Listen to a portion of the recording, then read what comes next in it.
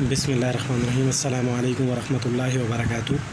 First year chemistry lecture number हमारे पास है 62 जो हम इस वीडियो में समझेंगे, और इसी लेक्चर से हम लोग चैप्टर नंबर 5 का भी आगाज़ कर रहे हैं।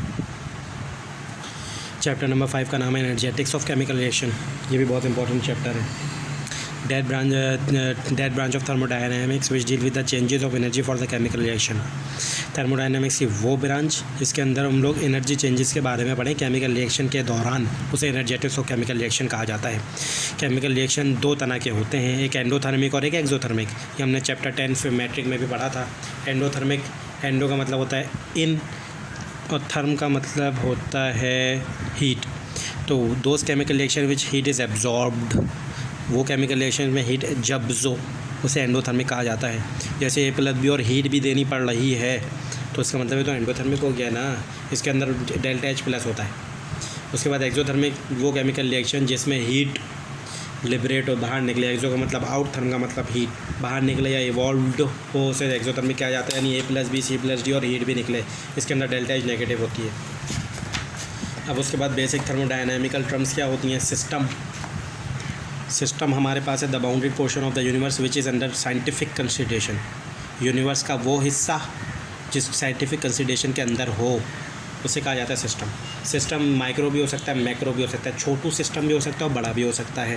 और इसकी बाउंड्रीज रियल भी हो सकती है और इमेजनरी भी हो सकती है। Surrounding the all the rest portion of the universe around the system. System के इर्द गिर्द जो भी चीज़ है वो सराउंडिंग कहलाई जाएगी। Energy, ability to do work is called energy. अगर आप कोई काम कर सकते हो तो इसका मतलब आपके पास एनर्जी है। एनर्जी वर्क होता है F.D। थर्मोडायनामिकल वर्क क्या होता है, work due to heat energy. Therm का मतलब हीट होता है, तो work due to heat energy is called thermodynamical work. इस केस में गैस में ये वर्क जो है वो प्रेशर वॉल्यूम वर्क कहलाता है, और मैथमेटिकली वर्क होता है P∆V।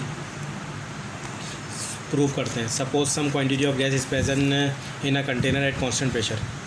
कुछ क्वांटिटी है गैस की, वो मौजूद है इस कंटेनर में। If heat is supply to the system, अगर मैंने इसको हीट दी Q तो इसका वॉल्यूम चेंज होकर V1 से बढ़ के V2 हो गया, और हाइट H1 से बढ़ के H2 हो गई। इस केस के अंदर डिस्प्लेसमेंट क्या हुआ, dH2 - H1 डेल्टा H।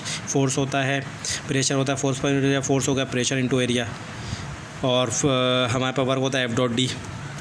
तो F की जगह PA, एरिया इंटू हाइट होता है वॉल्यूम, तो इस तरह वर्क आ गया P∆V।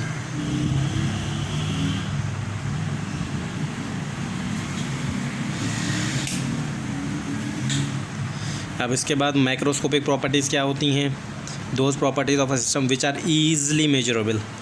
वो प्रॉपर्टीज़ जिनको हम आसानी से मेजर कर लें वो माइक्रोस्कोपिक प्रॉपर्टीज़ कहलाती हैं। जैसे टेम्परेचर है, थर्मामीटर लगाया, टेम्परेचर हाजिर।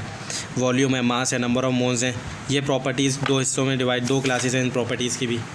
वो कौन कौन सी, इंटेंसिव और एक्सटेंसिव। अब इनको याद कैसे रखें। इंटेंसिव प्रॉपर्टीज़ वो प्रॉपर्टीज़ होती हैं which do not depends upon the quantity of matter, जो क्वांटिटी ऑफ मैटर पे डिपेंड ना करें, जो सिस्टम के अंदर मौजूद है। इंटेंसिव का मतलब होता है independent of quantity of matter, तो यानी इसकी डिपेंड नहीं करती। जैसे टेम्परेचर है वो डिपेंड नहीं करता, मेल्टिंग बॉइलिंग पॉइंट नहीं करता। 1 किलोग्राम पानी का मेल्टिंग पॉइंट भी, आइस का मेल्टिंग पॉइंट भी 0 होगा, और 100 किलो आइस का मेल्टिंग पॉइंट भी 0 होगा। Density, freezing point. अब 1 किलोग्राम पानी का, 1 लीटर पानी की डेंसिटी भी हमारे पास 1000 होगी, और जितनी भी कर लें। फ्रीजिंग पॉइंट्स ना, विस्कोसिटी, सरफेस टेंशन, प्रेशर, ये सारी चीज़ें इंटेंसिव हैं।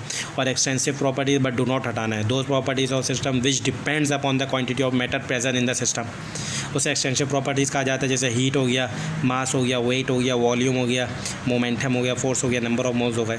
तो ये सारी एक्सटेंसिव प्रॉपर्टीज़ हैं। बहुत MCQ में पूछा जाता है और एप्टीट्यूड में कि इंटेंसिव और एक्सटेंसिव क्या है। तो इंटेंसिव पे आपने पता होगा तो आप कर सकेंगे।